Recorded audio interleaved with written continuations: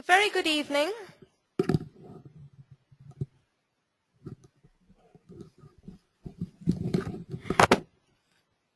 Could you please type yes in the chat box if you can hear me?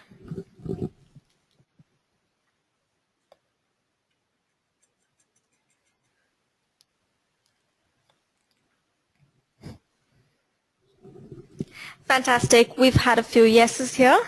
A very good evening and welcome to this evening's webinar, Introduction to HR Metrics and Workforce Analytics.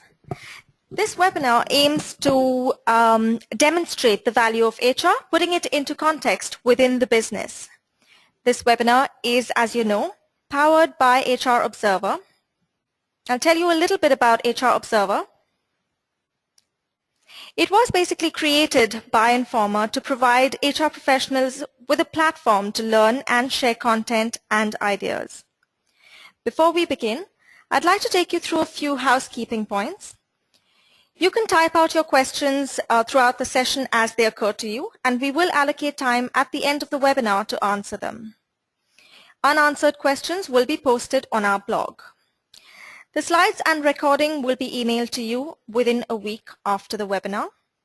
Please do take the time to complete the survey that pops up at the end. Moving on, to introduce you to your presenter, Bill Robinson, I'd like to tell you that he is the training manager for SHRM. He is also a certified trainer for both SHRM and CIPD, holding both the UK and the US qualifications, and has trained HR professionals very successfully both regionally and globally. Passing the mic on to Bill to take over now. Hope you enjoy the webinar.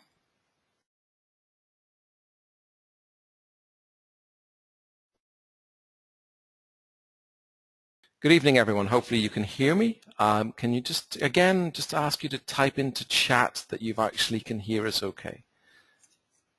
Yeah? So, yep, we're getting a few okays, yeses, so that's great. Okay, so I've been running this program now for a number of years. It's actually normally a 3-day training program, and I'm actually currently running it in Dubai this week.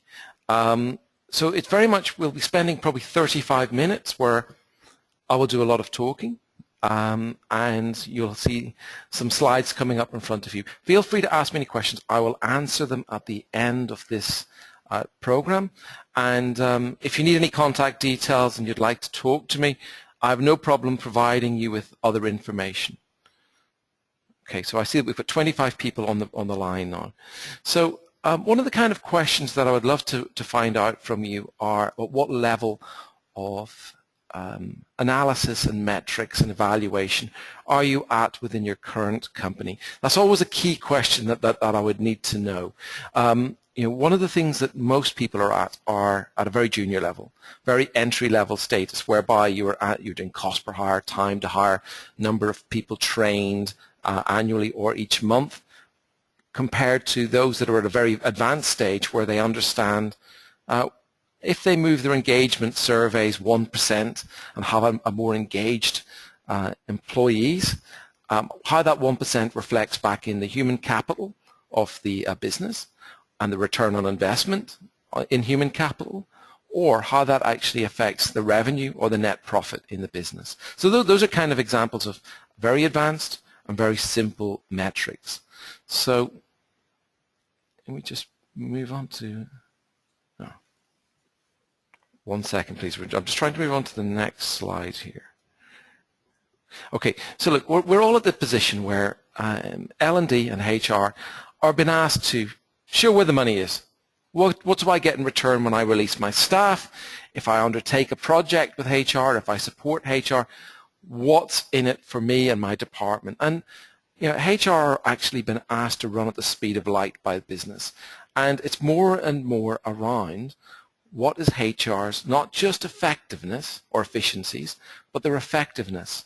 And effectiveness means what's the impact on each of the deliverables that HR has within the business. If you have any questions. It's very important that HR put all of their activities into some form of context. Without context, there is no value for the HR team. lots of managers have access through Google and through other methods of finding out, days to hire, cost per hire that other companies are operating at, how much the budget is in another company's training budget. And these pose a difficult question for HR because you have to be able to defend your stance. And HR, one of the key strengths of HR is you're able to put together qualifiable information in observations and feelings of the staff, but we're not that great at coming up with ideas around quantifiable information. So quantifiable information is numerical data, inferential in manner. And this basically is what the CEOs and the C-suite look at. So the quantifiable data is very important. Now HR come at it from very much more around attitudes, opinions, and feelings. We're great at focus groups, in-depth interviews, questionnaires, survey monkeys, and understanding what makes our staff tick. But in the boardroom, that data doesn't have as much power with the C-suite and the CEO as the information that the Chief Financial Officer, Finance Director, gives them, which is pure, raw, hard fact data. We're looking more in the future. They're looking more at what's happened in the past, and they get listened to, and it makes it very, very difficult. So metrics and workforce analytics are one of the key tools that we have. So we need to look at how we support the CEO, the impacts that whatever we do have on business results. This is the key, the business results. So how do we do this? Well, we have to have some benchmarks, we have to have some data, we have to have credibility to be listened to. One of the areas that we have problems in HR is that HR people, again, come at it from opinions and feelings, and the credibility of the HR team is then taken into question. HR is one of those departments that, unlike finance you have to have an ACA, an ACCA, some form of financial professional qualification. And unfortunately, HR doesn't really have that global recognition yet.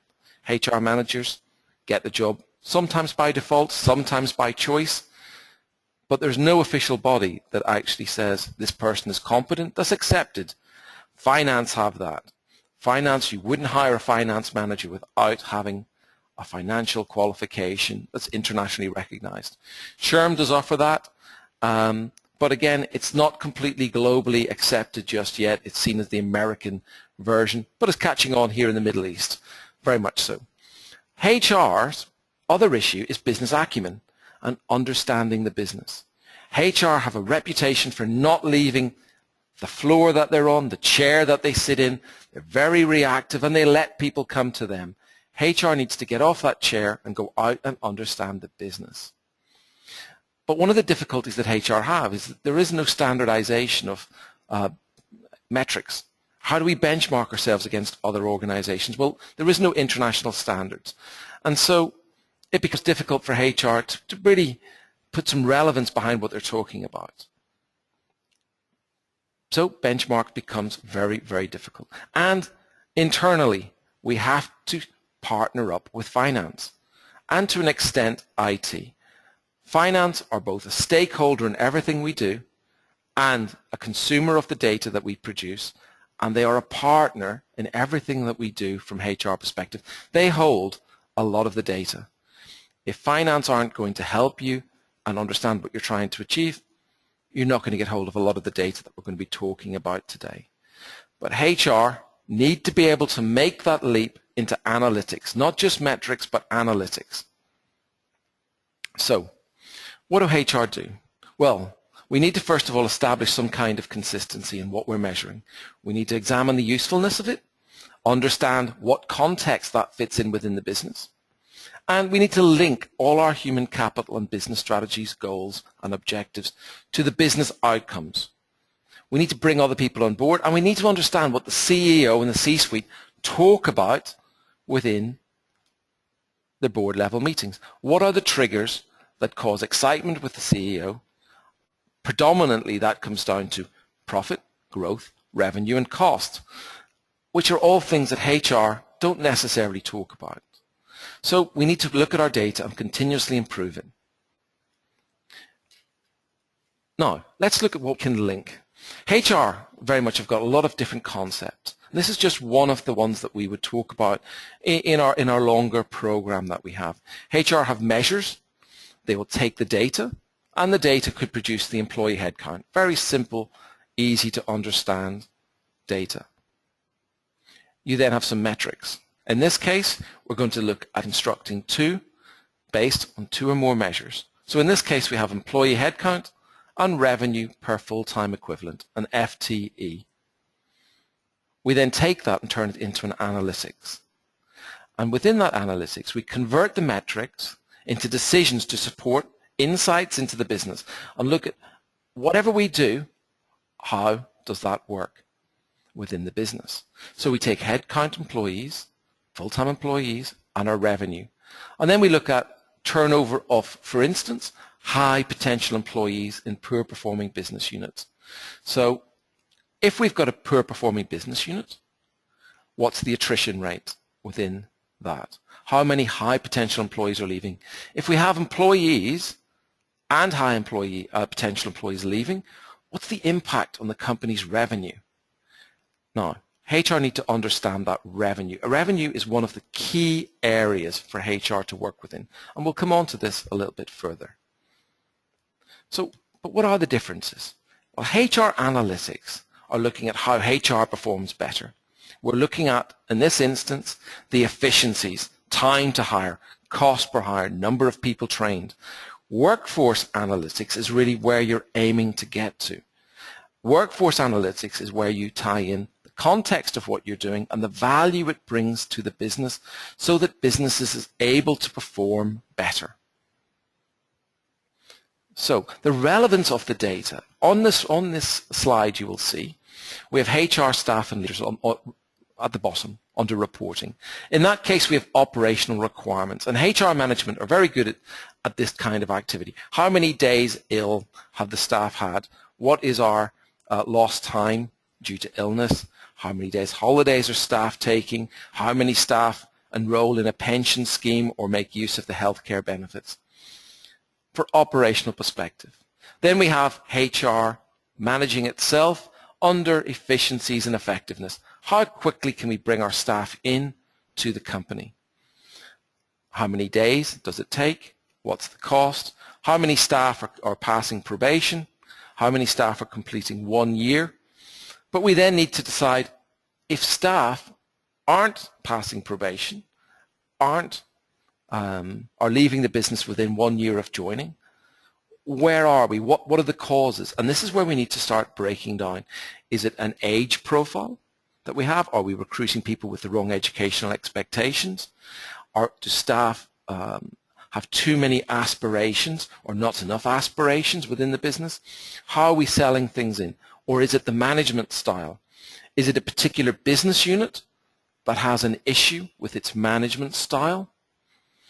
And we need to do some form of comparison between the different business units to weed out managers who may need some further training and development in how to engage with their staff and how to improve management style. So very simple analysis there. Then we have talent optimization. In this case, we start having HR leaders and senior managers and line managers paying more attention to what HR are doing. And this falls under the category of human capital management. So under human capital management, we have metrics and analytics. So in this case, it may be talent optimization. How many staff do we have for each of our key positions? Some companies measure it with 3 key members getting ready to take over positions over the next 3 to 5 years. Others are looking at their training and development programs that they're putting through senior managers, preparing them for profit and loss, conflict management, budgeting. And we need to look at our talent optimization. We need to identify who are our key talents and who are our people that are performing well but perhaps aren't considered as having 3 steps over the next 5 to 6 years in management roles. They may stay in the same position. How do we spend our money with them? Then we need to look at the business impact of everything that we do. HR impact dramatically upon revenue and human capital management. And it's sometimes difficult for the CEO and the board to see how that is possible. You may think, and you may draw the wrong conclusions, that everyone understands the impact that HR has. But that's not the case. HR are the people that come at a lot of everything that we do with a high EQ. They understand the staff. They understand the staff motivations. They understand the impact of management decisions upon the staff and their level of engagement that the staff then have within the company. CEOs, senior directors, are a lot more removed from that. And it's up to HR to remind them of the impacts. So we have surveys, employee engagement surveys. We have links with revenue and links with human capital management. Now, these are things that we would talk about in very much more depth on our 3-day program, but we'll try and cover off a few little elements within that. So our levels of measurement. HR analytics historically has always been around efficiencies. Then it moved into effectiveness. And now it's more moving into business impact and predictive.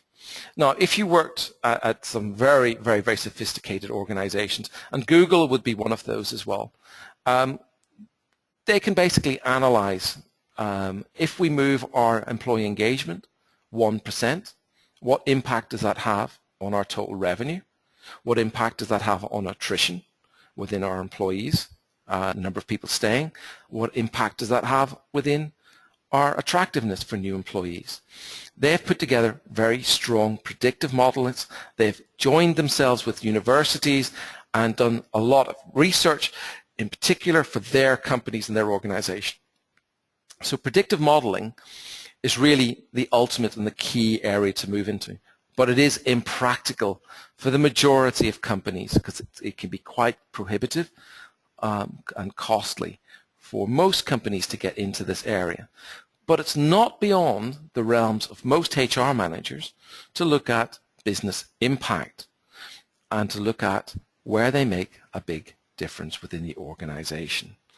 So let's move on. We have metrics by HR functions. Now, within metrics for HR functions, under each of those areas, we have strategic management, workforce planning, human resource development, total rewards, employee and labor relations, and risk management. There are a number of metrics that sit underneath each of those. I'm not going to go into all of them now, but if you were looking at human resource development, there are some simple metrics that you would look at.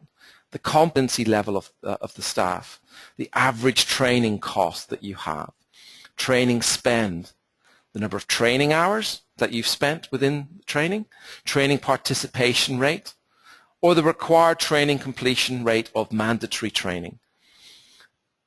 Under compensation, you might have comp ratios, total compensation spend and ratios, target bonuses for executives, benefit participation rates, organization share of the healthcare costs and the premiums. But one of the key areas that we need to look at would be strategic management. So what are the return on investments that we are getting from each of our initiatives? What are the cost-benefit ratios? What are the break-even? What's the hurdle rate that the company is actually setting for us before we can actually initiate a project? All of these things the CEOs are very interested in. But the main thing that demonstrates the worth is when you can take the human capital ratios, work out your operating expense with your total compensation and benefits to work out your human capital ratio. And then how do we shift that? How do we actually move that along? So it could be that you have a revenue of 100,000 and then you've got operating expense of 50,000 and compensation of 20,000 and benefit costs of another 10,000. And you end up with a return on investment of 2.67. So for every dollar spent within the business, we have a human capital return on investment of 2.67, for instance. Now, you introduce engagement surveys and you look for a blip within your human capital return on investment.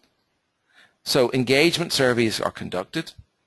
You look at seeing whether revenue or anything within your costs goes down or operating expenses goes down, because staff have started to introduce new measures, have started to talk to management, management have started to talk to the staff, and you're looking at the return on investment that you get. It might be small in that first year, but you look for it. Now, there are lots of other imponderables that happen. We work within political, economic, social, and technological changes that we're moving within a very fast environment. And so sometimes it's difficult to claim responsibility or to claim that you've made this change within the business. And this is something that HR doesn't do very well.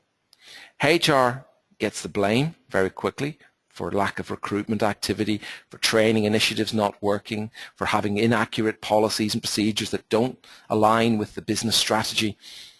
And we seem to take it and we accept it.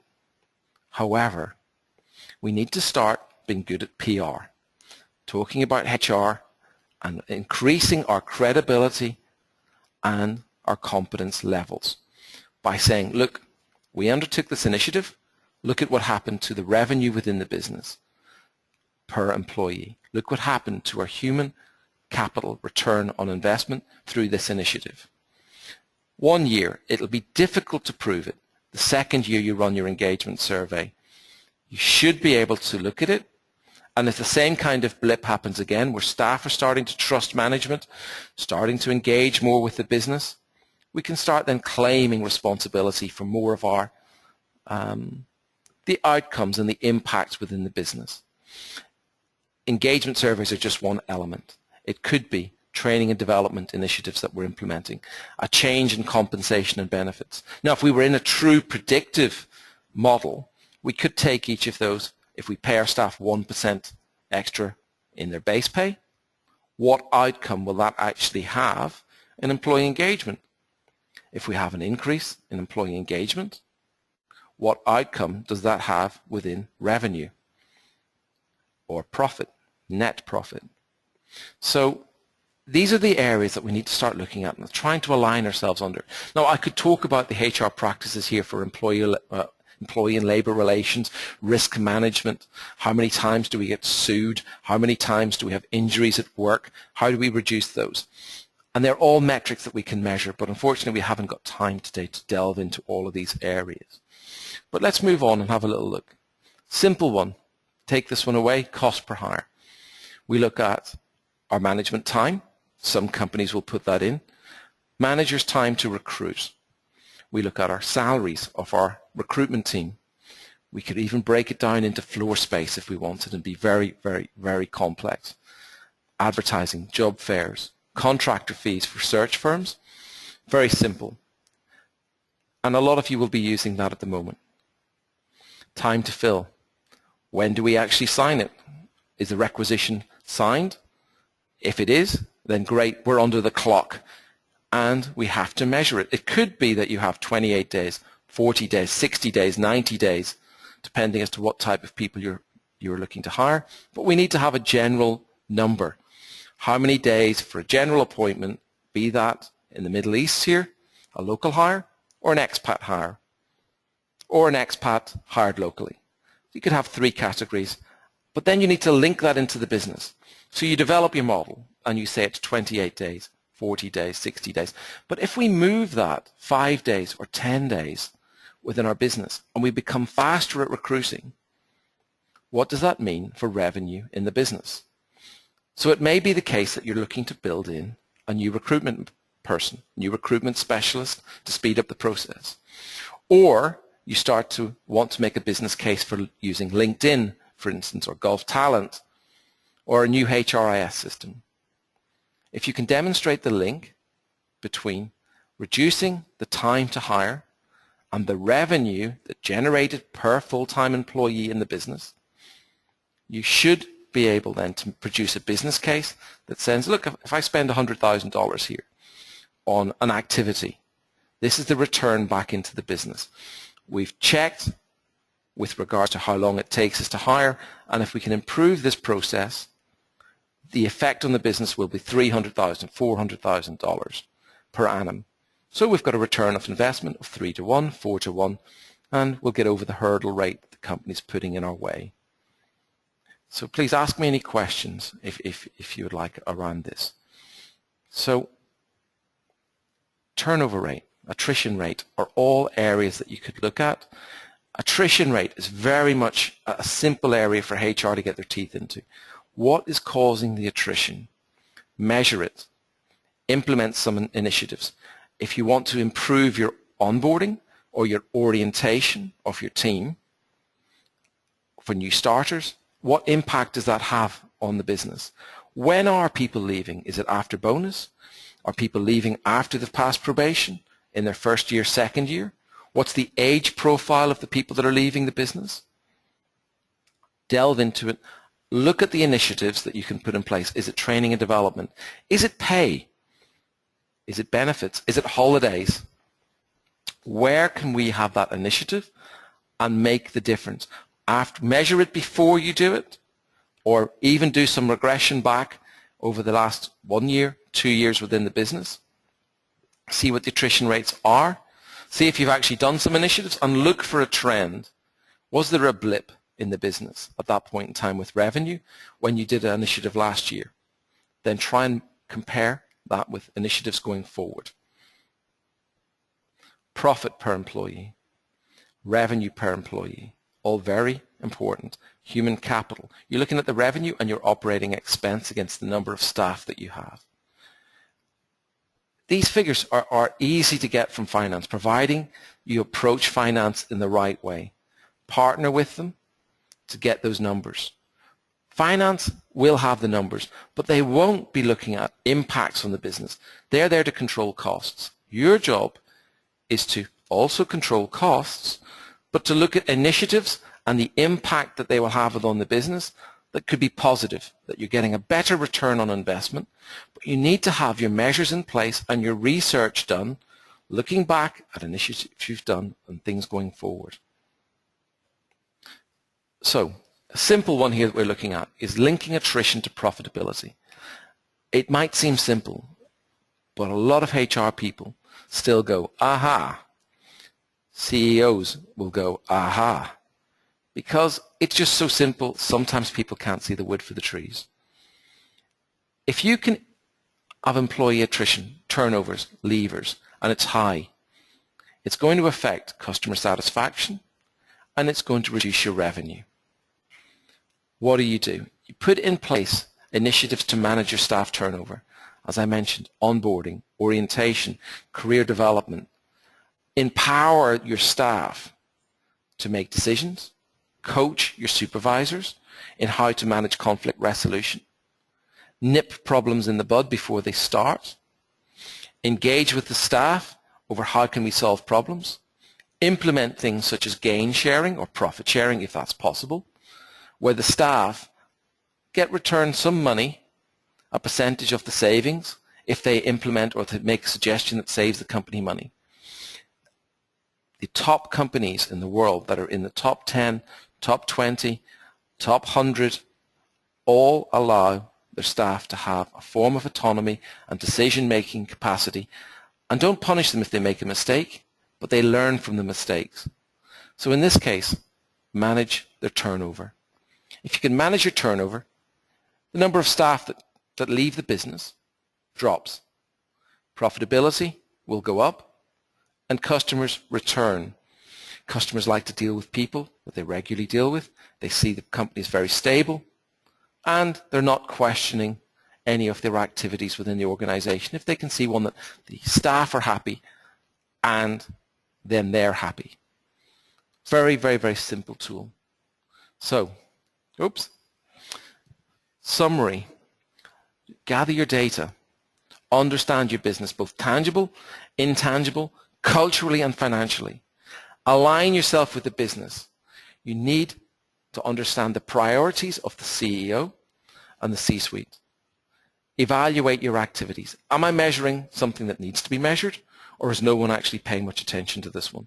Measure the ones that are going to produce the desired results. Analyze the results to ensure they're still supporting the strategy. Publish them, values and outcomes. Get HR some very good PR.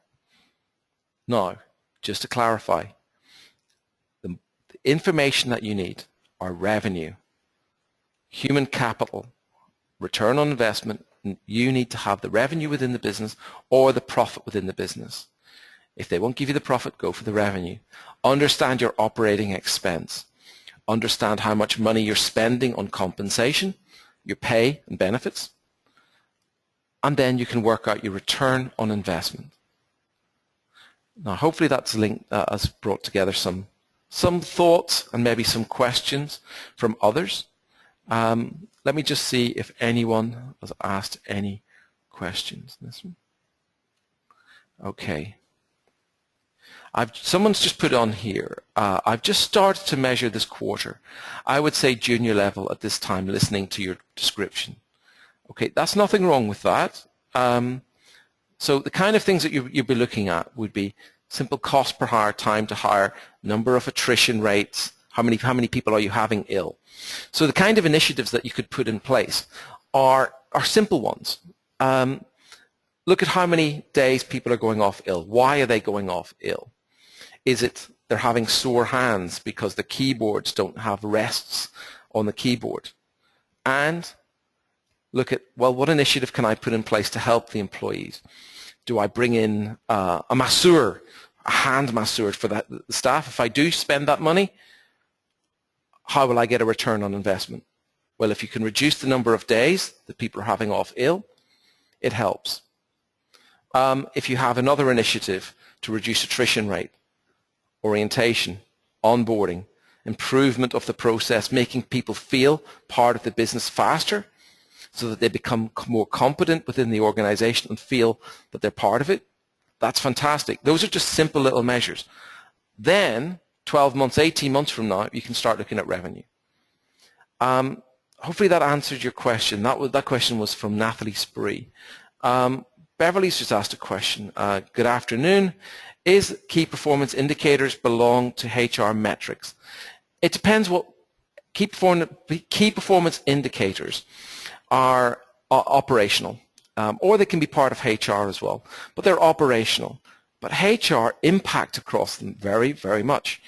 If the key performance indicator is competency levels that enable the staff to achieve their profit targets or their revenue targets or production targets, HR impact upon those. So you need to understand exactly what's measured within each business unit and how you can then put together a plan to support the KPIs. Is it that you need to recruit people faster? Is it that you need people with stronger competencies? So do we look at those externally or internally train them, or do we purchase them from the external? Initiatives such as pay. Are we paying them in the right way? What's the uptake on benefits? Do the staff actually enroll for the benefit package that we offer? Or are we spending too much money on ones that they don't value? So does that help you at all, Beverly, or was that what you were looking for? Natalie's come back in again. How would you determine what your target figures would be in any given area or metric? Who decides that? Okay, you need to align yourself, Natalie, with the business. The business will tell you what's important to them. So your metric can then either support it or impact upon it. So sometimes there's measurement which looks at efficiencies. So if we just said time to hire for staff, well, that's just an efficiency of HR. By itself, it takes us 28 days, 40 days to hire a particular type of individual. But if the business are saying that we need the staff hired within 10 days or 15 days, then we really need to look at how we reduce that. So do we go out to agencies? Do we have a pipeline of candidates that is very strong? When projects come up, we know how to move them across. Do we cross-train our current internal employees? And we can start to use those metrics. So we say we have 30% of our staff are cross-trained in different areas. They can step over and support the business. Or do we then go externally and pay agencies and give the agencies some very strict KPIs with a higher fee to be able to recruit staff much more fast than we could internally with our own HRIS system and our internal recruitment team. Does that help you, Natalie? Hopefully that answers your question. Was that HR supports? They don't necessarily decide. Okay, good, good. Any other questions? Anyone else got anything else they would like to ask? There's nothing coming through at the moment. Now, we have got a class. I've just been asked a question of when could you attend a class to do the 3-day training program.